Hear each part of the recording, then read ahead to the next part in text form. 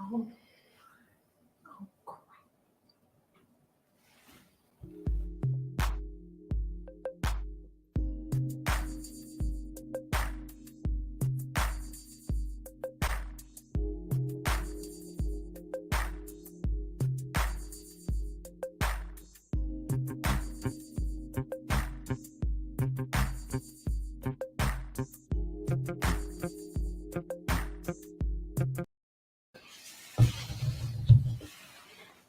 The Guru is live. Welcome to Mtn Top Chats with your guru. It's a great Tuesday morning, and real estate, by the way, is smoking hot. You know, I am so excited about the chat program because we get to meet some of the greatest people. And here we have, current news, lots of news going on in real estate, lots of events. I got a couple of events to talk to you about today. So one top thing going on in real estate right now is that looking back, we always look backwards. So the pendings in January are what's interesting to look at now because we're far enough away to have all the data and pull it all together. And the pendings in January were actually down. I mean, this is incredible that the pendings, and with as hot as the market is. So let's think about this for a second. We're in a seller's market. And just to remind everybody, a seller's market is where you have more buyers than you do homes for sale. You have very little inventory in a pure seller's market. See, we have this seller's market and we have very little inventory going on, but we have crazy amount of buyers. But in January 2022, the market came out on the 2nd of January, smoking hot. And now looking back, we have to wonder to ourselves, what happened? Why are pendings, why are the pending sales that came out of January low? Well, that's because we have historic low inventory also. So we ended up with this amazing hot market. Things being bid up on yet a third year now where things come right out of the gate swinging and things are being bid up. And now we're in March. And with March, the market, basically we had the opening gate to the market every March 1st. It's kind of considered the unofficial opening gate to the markets for real estate. And it was, once again, we're having 15, 20, 30 offers on lots of the homes in the Portland and Seattle areas. This is just incredible how hot the market is. But because the inventory is so incredibly low, it drove the sales actually down while the average price was driven higher than ever before. People are seeking homes. Particularly the northwest sector of the United States continues to be on fire like never before. Now, by the way, I want to talk real quickly about an event I went to 2 years ago, and it's coming up again this year. So it is the IOI Summit, and it is the Inventors Summit. It is the New Products Summit from the NAR. Get all of the alphabet soup out there. The National Association of Realtors has what they call their IOI. It's basically their inventors, the New Product Summit. And that is coming out. And Karen, we were out there about 2 years ago. Yeah, about 2 years ago. And this September 28, 29, it's going to be in Los Angeles. I encourage you to think about going. I went to a couple of years ago, Karen and I went to it, where we were in Seattle and didn't expect a whole lot and came out of it with new ideas, understanding the new direction of products for the market. We are in such a techie sector of a career. I mean, real estate really is one of those sectors that we have embraced technology, and our entire career circulates around it. I'd like to hear from somebody in comments how they feel like their career is enhanced by it, as well as, do you feel like that we're just too techie? Have we went too far? By the way, it was a couple of years ago, I learned of a piece of technology that was fairly new, not brand new, but you know how you have all of these things that come in where you look into a company to see how how happy are people with that company. Well, it was Ogvo that was there at the summit advertising their product. A good company, by the way. But they taught us that when you submit over, like let's just say you submit over how happy you are with ABC company or unhappy you are, though all of those ratings go through a filter and aren't necessarily displayed to the open public. Just because you say something about a company, they may have a sub company like Ogvo filtering these things, and the lower ratings, maybe out of 5, it's the 2 stars, the 1 star, the 2 star, the 3 star, they get filtered and never displayed. Does allow the companies, though, to get back to people. We took a look at this product just for fun, and it was a very interesting product, and just learned a lot about that ability of people to give feedback. I mean, it was amazingly fascinating. It's very interesting. And it definitely makes you skeptical when you see somebody that has really high star ratings, how they got them. It will, yes.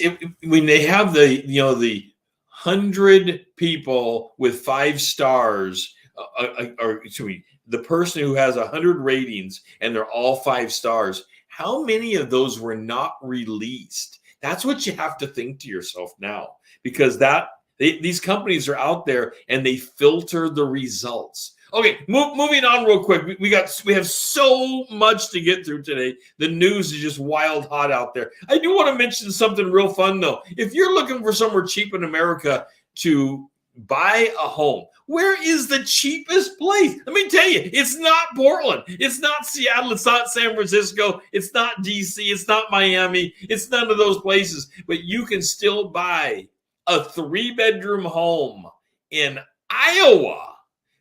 Some places in Iowa, you can still buy a 3-bedroom, 2-bath home for an average price of $147,000. That's right off the data this morning.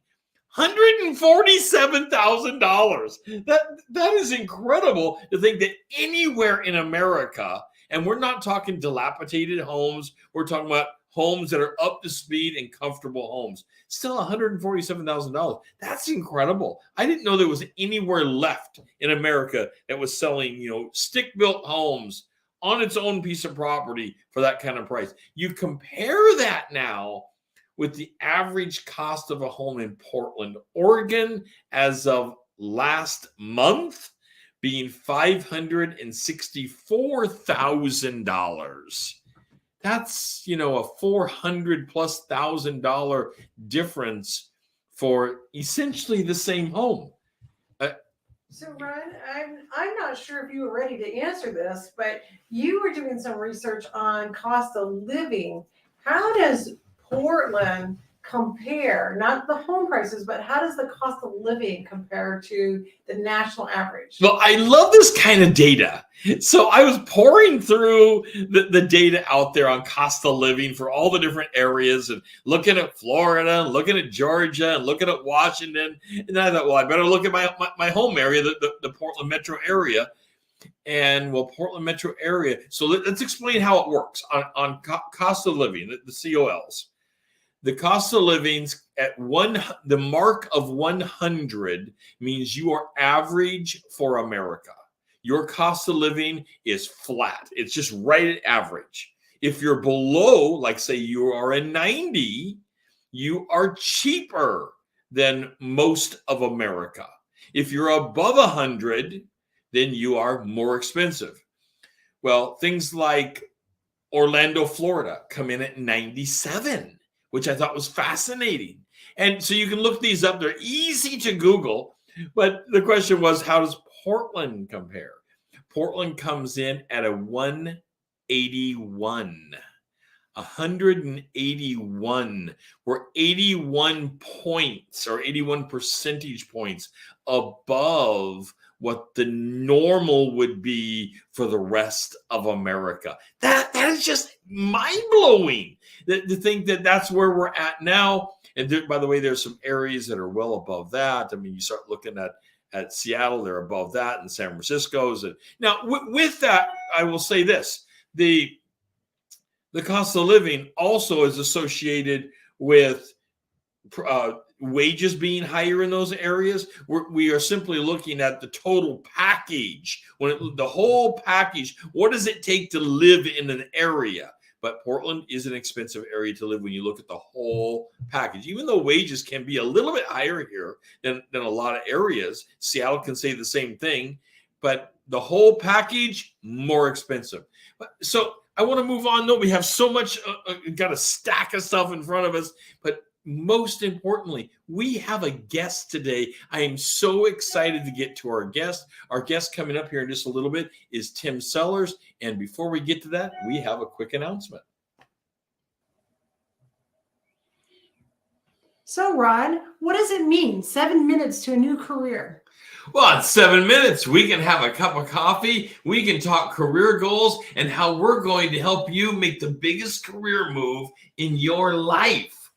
That's right. There's a lot of things that Mountain Hood Realty has to offer, and Rod is a ball of energy. I love the career, and I want to share with you my passion for building your business bigger than you ever thought it could be.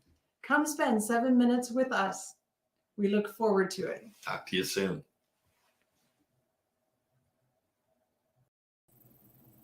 The Guru is back with Tim Sellers.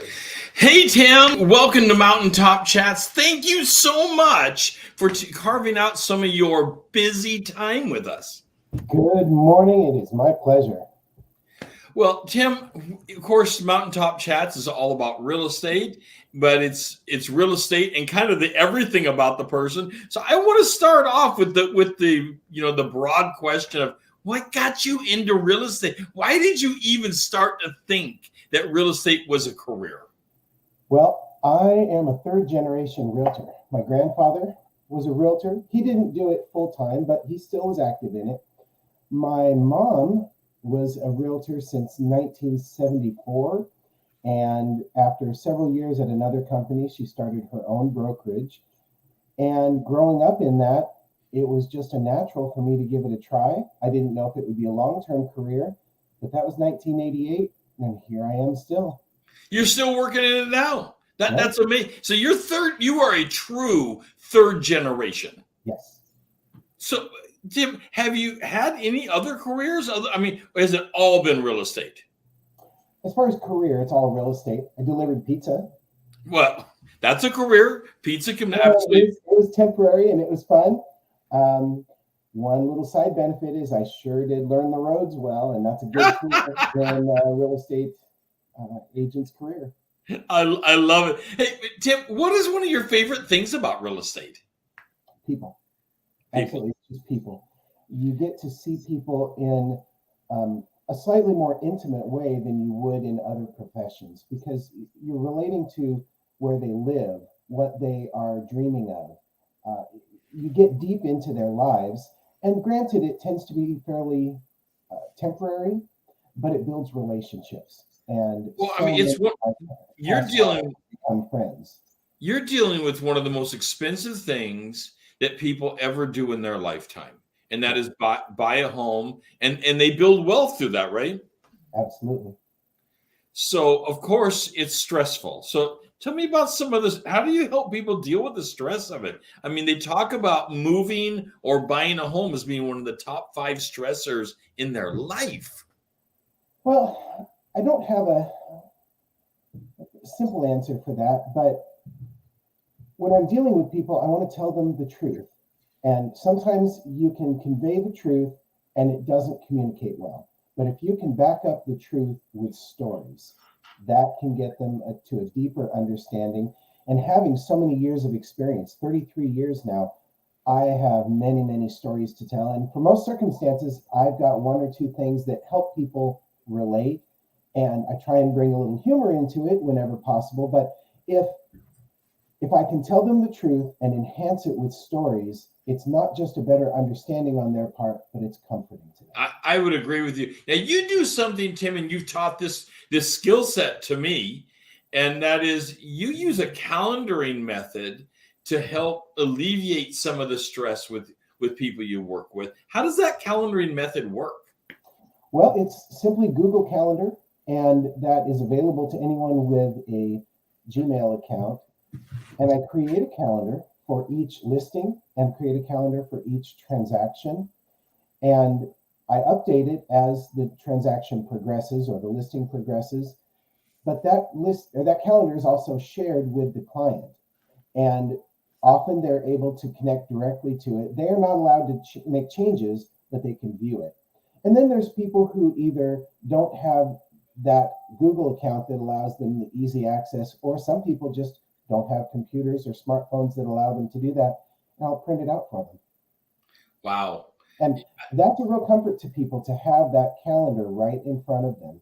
Because people are kind of lost in the system, right? I mean, that's my experience as an agent, that people get lost in the process of where are we at? How come I haven't closed yet? Which is one of the stressors, right? Yeah. People want to know what's going on. They want to make sure they're not forgetting things. And it's part of my job to communicate to them about the things they need to do and when they need to do them. But to add to it the calendar, such a simple thing. I wish I had started doing it years before I did. I've only been doing that for about 8 or 9 years now, but it's really enhanced. I'll tell you too, I've been coaching people in real estate for years, and here's what I know. The career of real estate can also be stressful in and of itself, because you're dealing often with people that are on the edge and stressed. What do you do to kind of bring your stress level down a little? I come home and do the dishes. You truly, that might bring your wife's stress level down too. She loves it. Yeah, I love to do the dishes and clean the kitchen, and that just melts away the stress for me. So you do domestics? Not most of them. I leave that to Christina, and she wants to do it because she's better at it. But it's a teamwork on all these things, but I do love to do the dishes. So you have a wife. Yeah. Is she in real estate with you? She was. She's been out of real estate since, I want to say maybe 2009 or 2010. And she was a licensed broker for 11 years prior to that. And we worked as a team. And she did it mostly to just be with me, working with me, to be supportive to me. So I was always the lead in that. But there's no doubt about it. She is very sharp when it comes to real estate. It may not be where her passion is, but she's very good at it. I love talking to her about some of the circumstances I go through. She always has good wisdom to share. So you do some chores around the house. You do things to kind of bring that. It's a good distractor for you. But I think you took a vacation just recently. Is that right? Oh, we might have gone to Disneyland. And there may have been to Disneyland in there? Yeah. And I think we do that a little too much. We just got back from Disneyland. A year ago, we went to Disney World for the first time. And a year before that, we went to Disneyland as well. So I think we're a little burnt out on it, but we do love it. It's a great day. Hey, I want to go back over to real estate real quick, Tim, and talk about a sensitive subject to a lot of people. And that's all the masks and the coronavirus. You know, we've been having 2.5 years of a lot of, I'll call it an upset in the industry of how to deal with this. And now, of course, we're looking at March 12th, right around the corner from us, the governor releasing that. And we don't know exactly what the governor is going to do as far as our profession. But how has the coronavirus impacted your real estate business? Well, when we first had the initial lockdowns, I had about 2 weeks where I didn't know whether we were going to have a market crash or what, because almost nothing happened. And I had 4 sales pending at the time. 2 of them quickly fell apart. because of people's fears. Two of them stayed together, came to fruition, closed, and about that second week, though, I started getting busy, and I wasn't sure whether it was real or false, but it's proven to be real, and I have been the busiest I've ever been since then. So business has stayed up for you during the coronavirus time. It has not been a bump down for you. No, significant increase in business. And you're still taking on new clients today. I am, but I don't pursue new clients. I've been in this 33 years now, and almost all of my business is repeat and referral. And that's an ideal place to be, because I've heard it said that the best business model for a new real estate agent is to spend 60% of their time pursuing new business and 40% of their time servicing the clients they have. Yeah. And I feel blessed to be able to say it's pretty close to zero on pursuing business and nearly 100% on giving service. And that's an ideal situation. Do you think you've been in this model for the last decade, or has it been less than that? More than that, about 15 years. So about half, not quite, of your career, you've been in the model of just the repeat business, people that you have wowed in the industry, and they're just happy with you. Yeah, it's about trust. I have this concept that if people don't like me or don't trust me, why would they work with me? But if people like me and trust me, they'll always come back to me. Well, that is so true. So earning credibility and trust and digging deep into people's motivation, that's hard work, though. So people don't like to reveal that at first. It takes a while, doesn't it? It depends on the individual. Some people come into a relationship easily trusting others. Other people have difficulty with that. And I don't want to ever be presumptuous either way. I just want to work with people, do it right, be diligent, be faithful to them.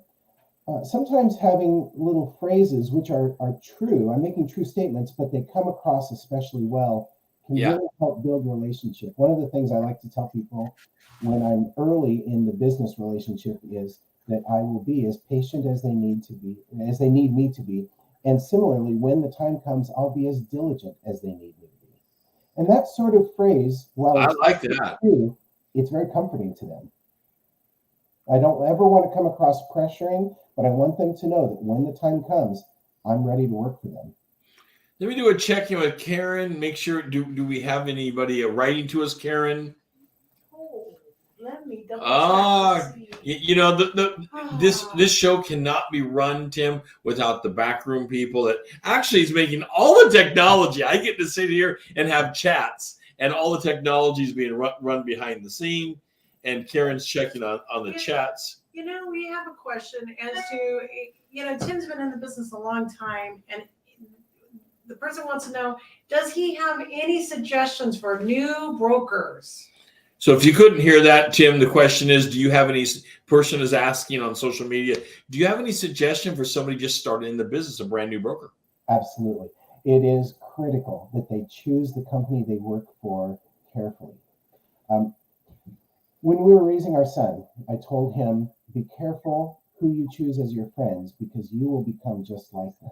Well, it goes the same in business. Choose carefully where you go to work, because you will become like them. And there are companies out there that are a little more cutthroat. There are companies out there that will promise the world and deliver very little, if any. And then there's companies where you have caring leaders and owners and managers that really want to support you and help you. And that will make all the difference. So number one is be careful who you choose to work for. Yeah. Because, I have found this to be true. And, I've worked for different people over the years. And now Karen and I own the broker. And for full disclosure, Tim, Karen and I, we work together in this. And we are so thankful to work with you, Tim. And it's not just because you're another body with us. It's because you are truly coming to us with credibility And that's how we believe the team needs to be. But there are different teams that have different purposes.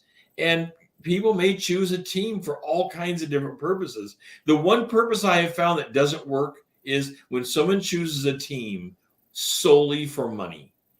That usually falls apart. I agree.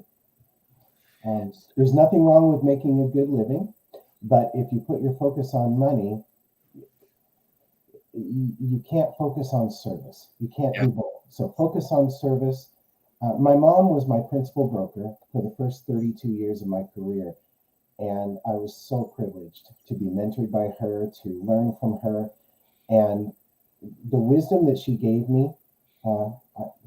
I'd be doing great if I could remember half of it. It is all about service. And she told me early on, if you just give good service and do right by your clients, you don't need to worry about the money.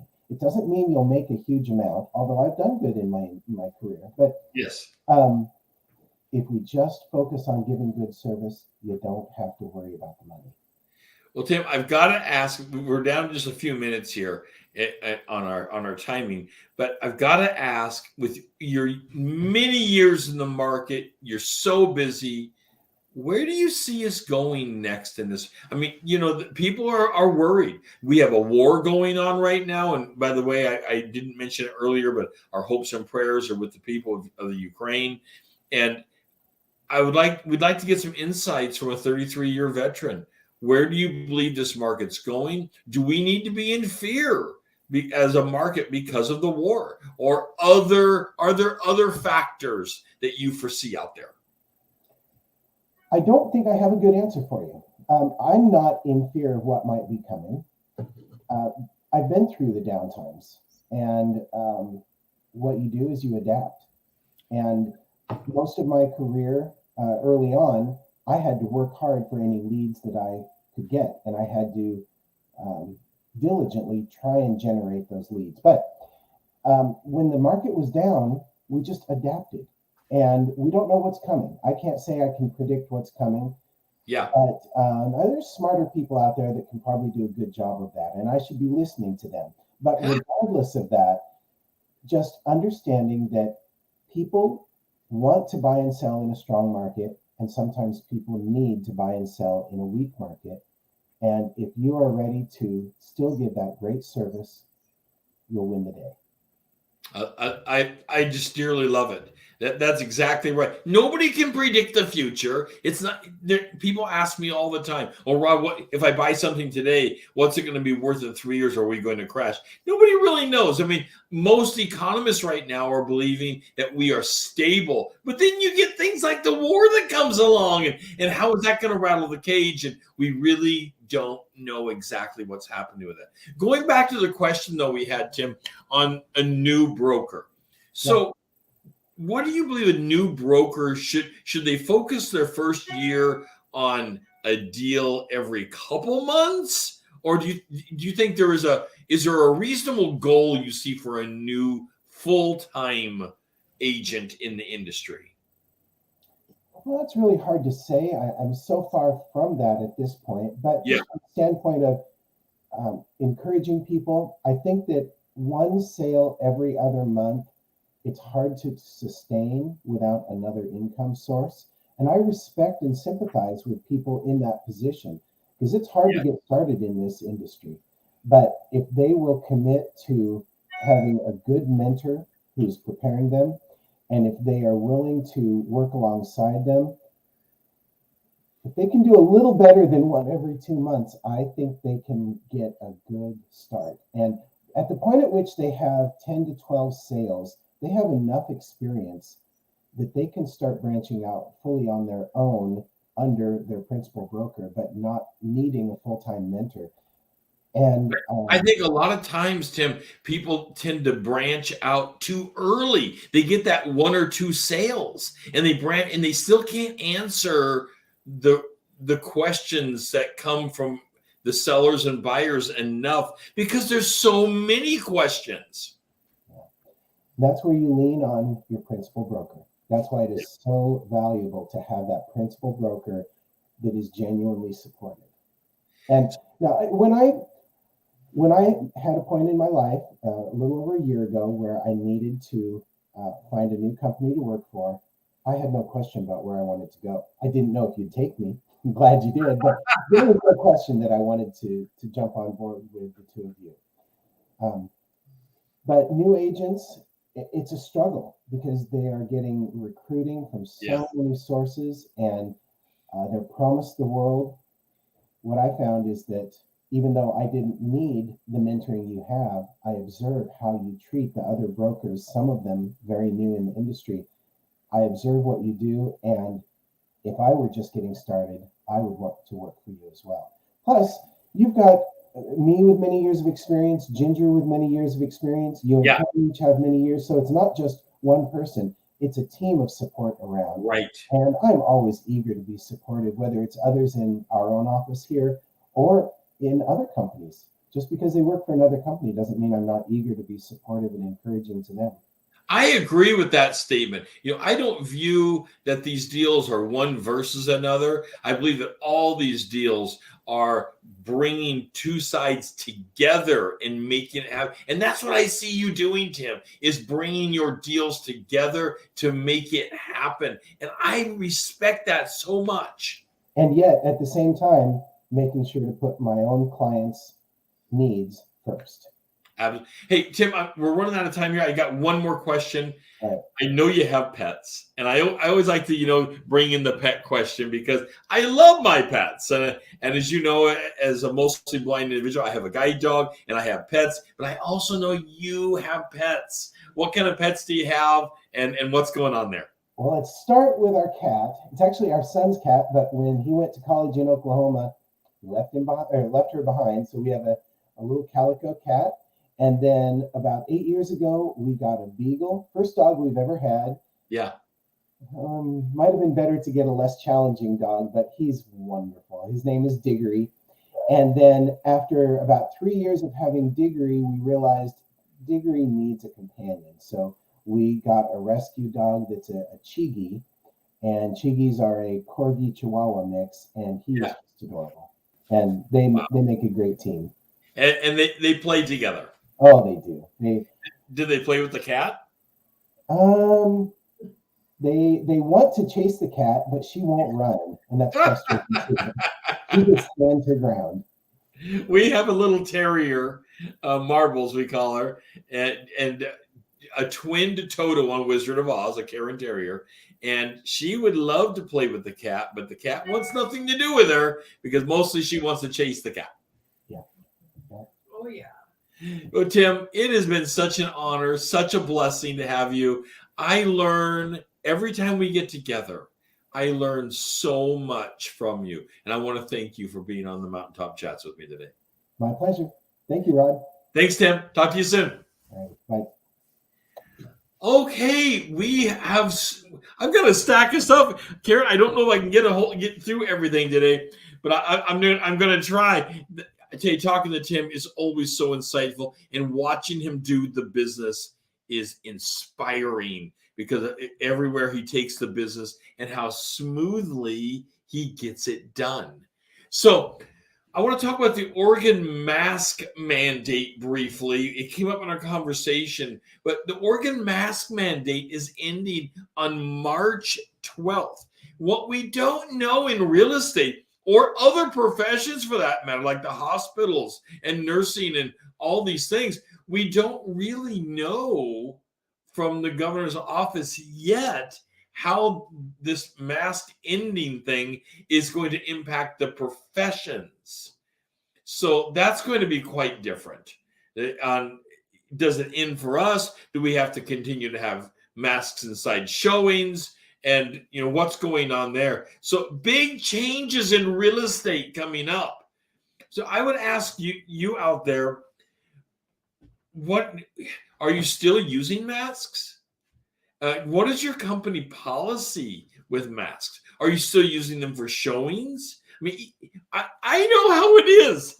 People have avoided the mask as of late, anyway, because they feel like it's over, and they've started taking the mask off no matter. Nobody wants the mask off more than I. I absolutely am tired of I'll say it right up front. I'm tired of the mask. I don't want, but I'd like to hear from you, your comments. What do you think about the mask? And how has the mask impacted your ability to have the relationship? Tim had talked about this being a relationship business and how those relationships will circle back. And now the last 15 years of his business, he has basically had referral business. That's what you want. That's awesome. Has the mask impacted your ability to have the referral business?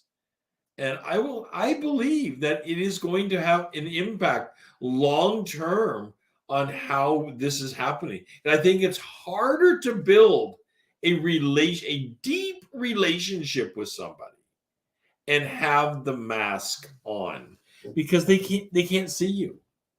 It's an inhibitor to pulling together a full relationship. One moment, I think it's here. Okay. Now, is it limiting your ability, the mask, on the interaction with people? Or have you decided simply to just take the mask off? And I know there's a lot of people doing that. Would like to hear from you in the comments about what are you doing? And are you looking forward to the state is saying, we're simply done? I think there are a lot of us, and I'll throw myself into that boat. I'm simply waiting desperately for the state to say, we're done, we're out of here. And how are you dealing with open houses on the mask? Do you continue to limit how many people can come into the house, into the building? Are you still doing social distancing? By the way, I'm not mocking it. By no means. As much as I want the mask to go away, I'm not mocking it. I think there's a need. We have a virus going around. It's a deadly virus. I have respect. I don't want it. Believe me, I don't want that. But on the other side of it, I'm tired. I would like to be able to not have to talk through a mask again. Okay, when we come back from the break here in just a moment, we're going to talk about our zombie housing update. What is the update to the zombie housing? We brought it up last week, and the whole there's a zombie foreclosure thing going on, and we'll be talking right after this break about the zombie update. So, Rod, how can a cup of coffee improve my career in real estate? Well, one cup of coffee is how we start our mornings, and it's not a stranger in real estate. We have coffee with our clients all the time. Even bigger than that, we can sit down with one cup of coffee, talk about your goals, make your business bigger, and push you to heights that you can't even believe. That's right. And I'll tell you, working for Rod and I, you can be pushed because he's a workhorse. I love real estate, and I want to share my passion with building your career in real estate as soon as we can pour the next cup of coffee. So how about a cup of coffee with us? I look forward to having a cup of coffee with you and having a discussion of a career change as soon as possible. Thank you.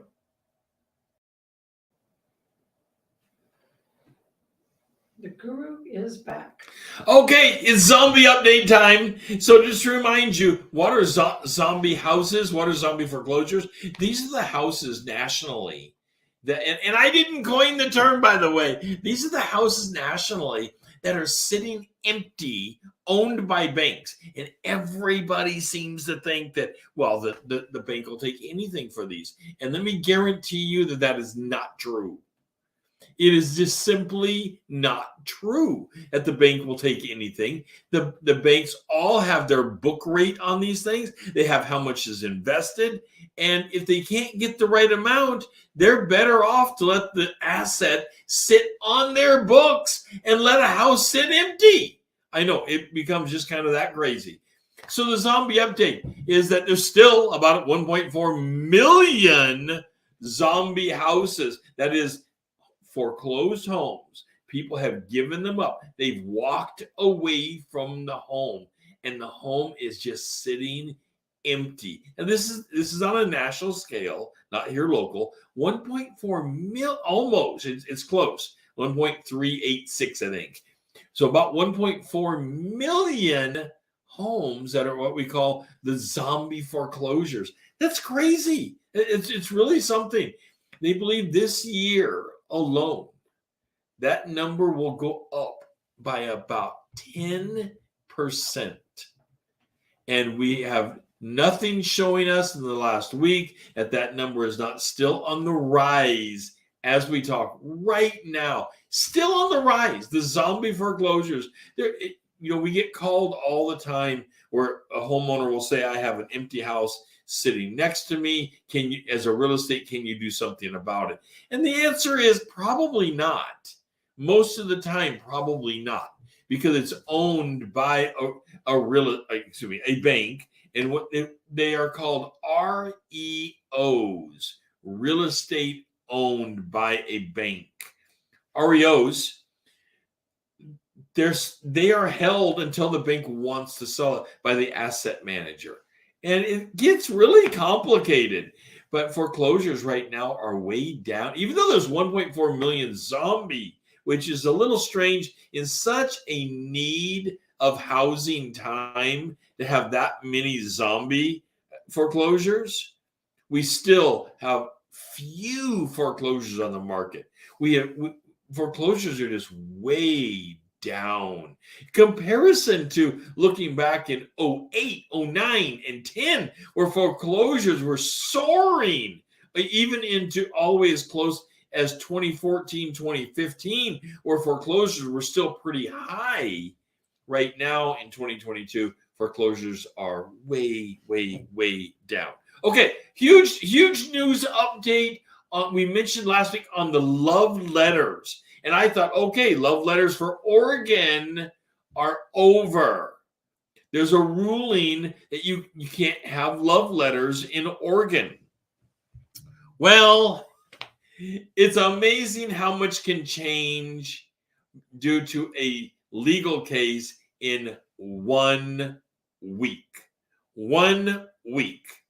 So 1 week later now, big change on the love. So last week, Oregon legislature on January 1st had ruled all the way through until this last week that love letters, these are the letters that buyers submit to the seller to explain to them how well their house will be treated and what a great fit the house is for them.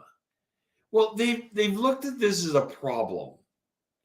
And it's been looked at in lots of states, by the way, that have other types of rulings against love letters. Oregon is one of many states that have rulings, but Oregon is the only state to have exactly this kind of a ruling, so broad-based.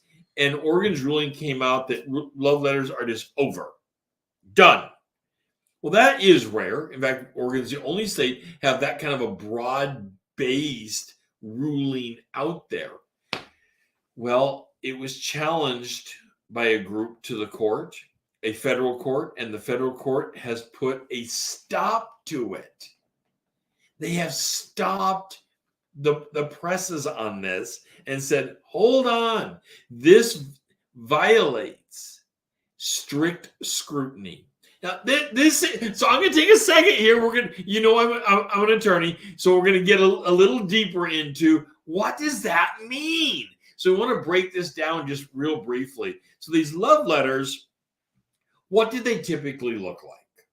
So they would typically look something like this. My husband and 3 children and I came and looked at your home the other day and fell in love with it. We found that it's close to the schools, close to my job, and my disabled veteran father will be able to live in the extra bedroom. Our children have already picked out the bedrooms in the home, and it's close to all the assets of our life. Okay, and they go on from there, and they talk about the love of the house to their family. But notice how they're also potentially bringing up some protected class issues. So since this is a freedom of speech issue, this is a First Amendment freedom of speech issue. This is where the people are actually saying, look, I want to write a letter. Don't I have a right to write a letter and not have the government bar me on this? Well, it comes down to strict scrutiny. Now, there are 3 scrutiny tests. I'm not going to bore you with them all today. I'm going to talk about one of the scrutiny tests, which is the one likely that is the upsetting point for this. And the test is exactly these words. The test is, quotes, narrowly tailored and necessary to achieve a compelling governmental interest, end quote. And we do this again. Open quote. The ruling from the government must be, open quote, narrowly tailored and necessary to achieve a compelling governmental interest, close quote. So the ruling that came out from the government, at least by this judge doing the injunction, said that it's not narrowly tailored and that it's not necessary to have that kind of a ruling to achieve a compelling governmental interest. Well, this is fascinating. This will be an interest. You're looking for a fight to watch. This is going to be a good one to watch when it comes to real estate, housing, and First Amendment rights.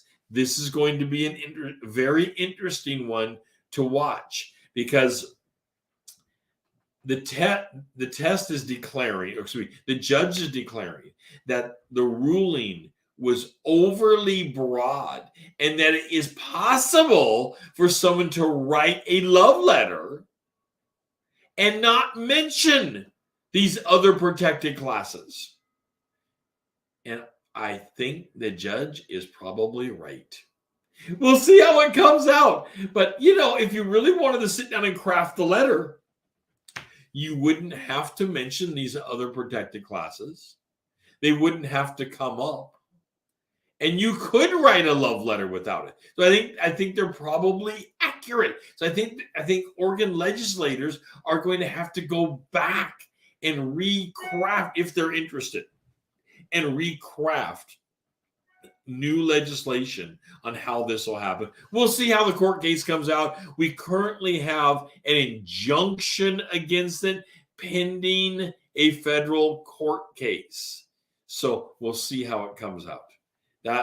This is really the hottest of the hot news going on, right? Even on a national standard, Oregon's going to make news on this because we have the latest version of it going on. Okay, moving on from the love letters, and we were going to have our love letter update next week probably, or the week after, as well as we will continue to have our zombie foreclosure updates as to what's going on with the zombie houses. All right, if you're lonely, this is not a commercial, by the way. If you are lonely, where should you live? Does it matter where a person lives if they're lonely? I never really thought about this. I didn't get married until late in life. I didn't even live with anybody until I was like 42 years old. So this all strikes me as odd. People I was never a lonely single person. But there are areas to live, apparently, that can help loneliness. So the least lonely areas to live. Number one on least lonely is Utah. Number two, this blows my mind, is Alaska. Okay. And number three, by the way, is Hawaii. And Hawaii doesn't surprise me at all. It's just the way I think about it. I'm probably wrong on how I think about it. Number one being Utah. Okay. I wouldn't have thought that. Number two being Alaska. For the least lonely places to live, number two is Alaska. I don't get it. That just escapes me. If you would like to be lonelier, if you're tired of people hanging around and you want to live in the loneliest areas, by the way, this is all based upon people living alone. The sampling is based upon how many people in the population actually live alone. And when it comes to Utah, it's about 4%.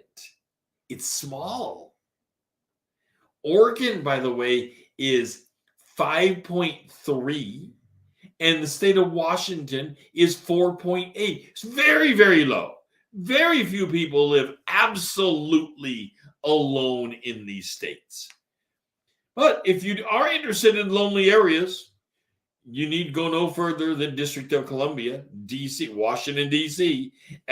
They lead the top of the charts at 44.8% of the people live alone. Not far under that is North Dakota, in the high 30s of people living alone. So calling these the very loneliest of areas. And then a close third is Vermont, of people living alone. Vermont surprises me. That really, really surprises me. Okay. I wanted to throw a few things out there about that. With Oregon being the 5.3 and Washington being the 4.8%, these are not considered lonely areas. People live together. Okay. Highest percentage of widows in real estate. Highest percentage of widows living in homes. Who's keeping track is what I would like to know. Who in the world is all these stats out there? Who's keeping track of this crazy stuff? And Karen, you'll let me know if someone's making a comment so that we can get back to them. So highest percentage of widows living in homes. West Virginia tops the list. And then it's Alabama at a close second. And then Arkansas at a close third.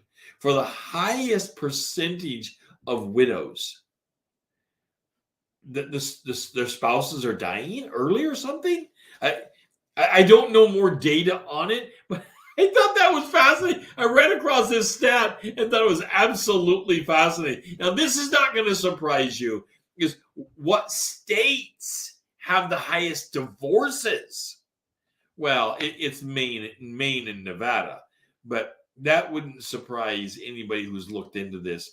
These are the two states that early on had divorce laws and had property settlement in real estate laws that went along with their no-fault divorce laws that supported this. And I'm not pushing divorce. In no way am I pushing divorce. But these two states certainly supported this, and still to this day in 2022 have the most divorces going on because of their property settlement rights and things like this going on. Okay. By the way, I'd love to hear from you in the show. What's going on? What questions do you have about real estate? Let's chat. And who would you like to hear from in the chats? Who would you like to see an interview from? Today we are talking to a seasoned veteran of real estate, Tim Sellers, and his company is Sellers Market. And I'm so thankful to be connected with him in Mount Hood Realty. He is a phenomenal performer in real estate. I'd like to hear from you, though. Who would you like to hear from when it comes to chats in real estate? One moment.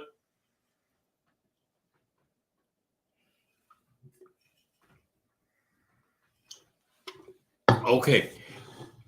Another quick stat here. I ran across these for real estate, and when it came to the lonely things, the most interest in friendship apps, by the way, happens to be Colorado, California, and DC. The DC one does not surprise me at all. I mean, they were top of the lonely, so why wouldn't they be the top among those top ones when it comes to friendship apps? I mean, why not? Okay, I want to get over to a topic a little closer to real estate. There's no way we have enough time here at the end of this to deal with this fully. I want to talk about video. Video in real estate. Video has taken over. What are you doing with video? I'd like to hear from you in the chat. What are you personally doing with video? How are you enhancing your real estate business with video? Are you doing video tours? Because video tours come in multiple styles right now.